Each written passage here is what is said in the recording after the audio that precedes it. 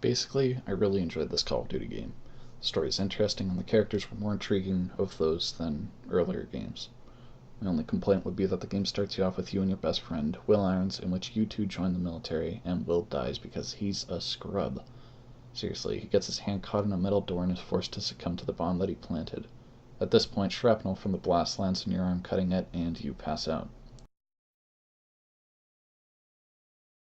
The next scene is Will's funeral. Push F to pay respects. This is where you meet Jonathan Irons, who is by far my favorite Call of Duty villain to date. He basically blames the US military for killing his son and offers you a position at his corporation, Atlas. Atlas is a superpower for hire. You don't really have a choice when Mr. Irons hands you a card and offers you a job at Atlas. You are, after all, a killing machine. So running back to Will Irons real quick, I wish he would have been developed more as a character. Apparently, the relationship is so strong that Mitchell is willing to die trying to save him. Will literally needs to push Mitchell off with his exo to save his life. They join the military together, their interests are very similar, and the bond is obviously very strong. Though when he dies, you won't feel anything like that because guess what? All he says is cliche statements, and it's basically the White Knight with no oil patches.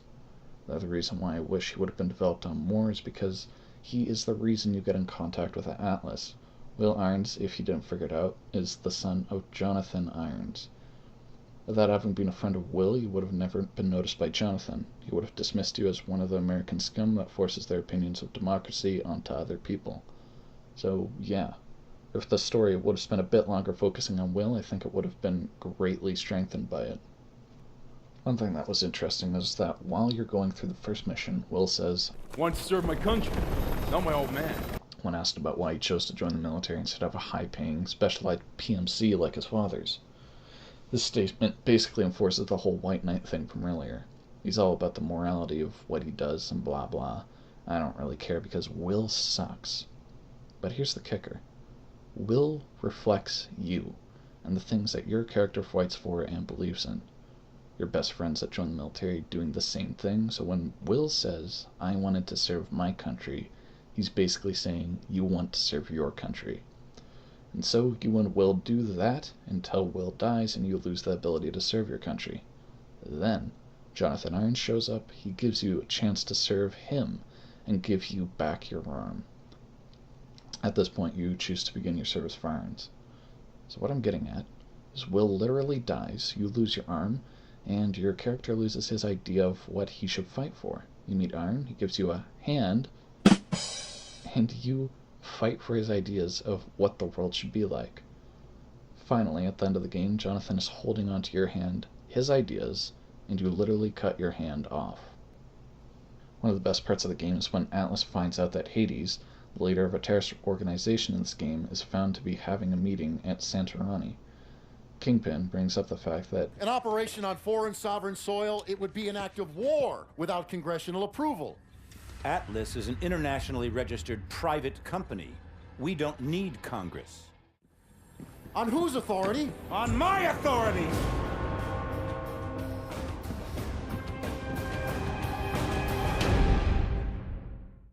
it really shows the power that Irons has in his world. His confidence that no one will challenge him on any task that he chooses to take upon himself is impressive, and personally gave me the chills. Though there is a question. Are you the hero? You're the protagonist, absolutely. In the sense of a classical hero, for sure. A warrior who lives and dies in the pursuit of honor. Actually, your character resembles Achilles, who was a Greek demigod. He wielded superhuman strength and had a close relationship with the gods. Obviously, the strength is being the exosuit in this context, and gods being individuals of high power. There is one other trait, though, of Achilles, and that was his tragic flaw. He had an uncontrollable rage. Quickly, a tragic flaw is a part of a character that is both their strength and their weakness. It's an awesome technique and is used frequently in stories. In the case of Achilles, his uncontrollable rage made him a great warrior, but also a terrible citizen. And guess what your character gets to do once he goes rogue from Atlas? That's right, he can kill civilians.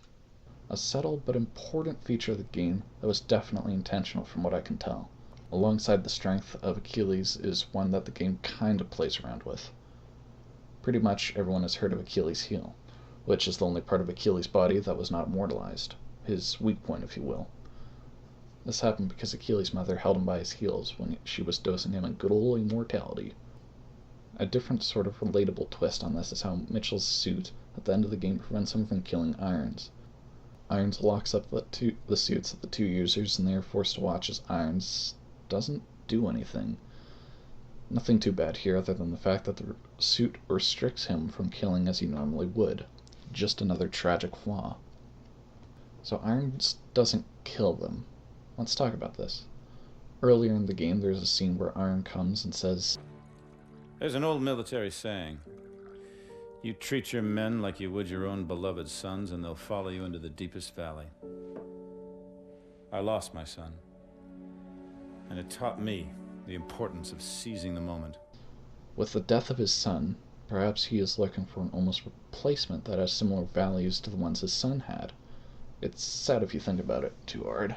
Will decides to leave his father to fight for his country, and after Gideon and Mitchell got to know the real personality of Irons and the actions he would take to create peace in the world, they made the decision to leave him as well.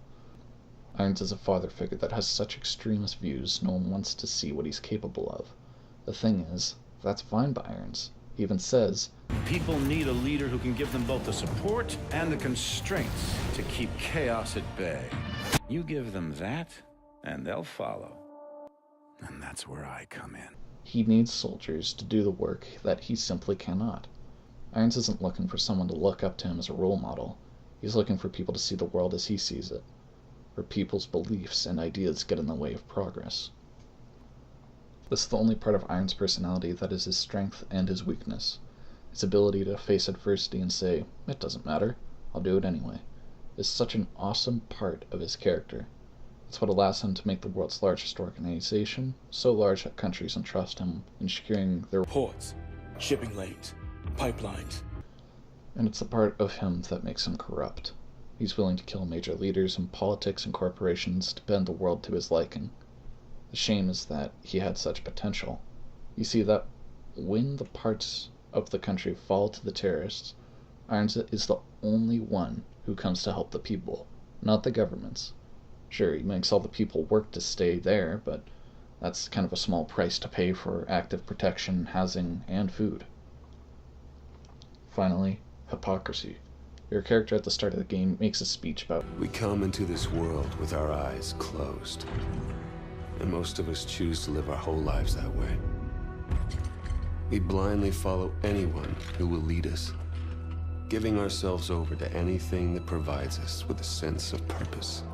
Then, throughout the entire game, you follow every order given to you.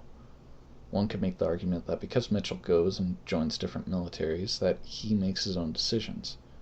Then I would disagree with him, because you joined the US military because of will. You joined Atlas because Irons gave you an arm. You left Atlas because of Lena, who shows you evidence of Irons killing high-ranking political figures without hesitation. You are a sheep, though one that can use a gun.